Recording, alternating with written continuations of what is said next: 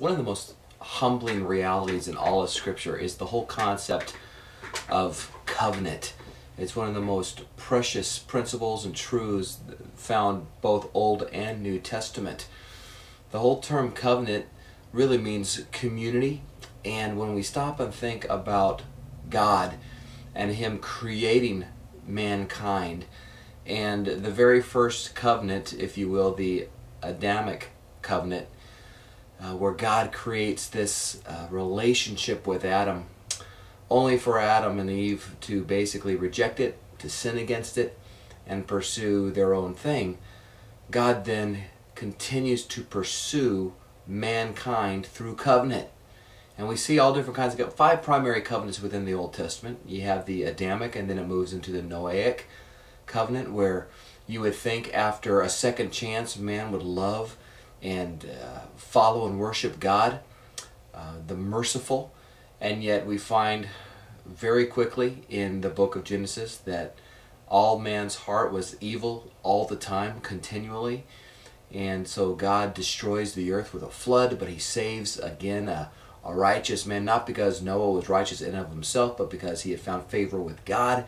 God had bestowed upon him grace, and therefore God saved him and his family.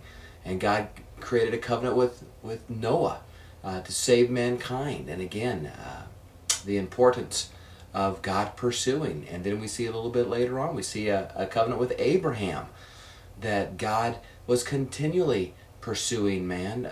Abraham was not a Jew, he was a Gentile. He became the father of the Jewish nation because God pursued him and pursued humanity with relationship. And then we see the Mosaic covenant, where God incorporates and institutes a covenant with man to hold man accountable, as well as to give him parameters judiciously, ceremonially, and morally through the law. And God creates this wonderful covenant with Moses. And then a little bit later we see, though man once again rejects God, God still is pursuing man and creates a covenant with King David. And we see the importance of that covenant because God promises David that a king will never disappear from the line of David. And we know that to be Jesus Christ. And we know that He will reign and rule forever upon the throne of David with promise. And then we get to Jeremiah, and we find out that there's yet another covenant, and the one that issues us into the New Testament, that is the new covenant, or the new community. And that is so precious to us as believers, because that promise in Jeremiah 31:31 says that God is going to remove a heart of stone and replace it with a heart of flesh. God will be our God, and we will be His people, and He will carry out His promise, His chosen, His elect, throughout all the nations, not just the nation Israel. And so we have the promised Messiah, Jesus Christ. What a hope, what an incredible thought to work through all of Scripture in regards to God's covenant, God's moving into relationship with mankind on God's terms, not man's terms.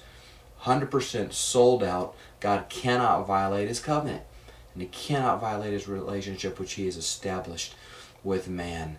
So as we think about and we contemplate the whole point of covenant, the merciful, loving, gracious, caring God, it's important for us to thank Him in regards to developing a covenant where He has bound Himself, and there is no higher authority in keeping that relationship, a pursuing relationship with His own people. We can give Him thanks for that.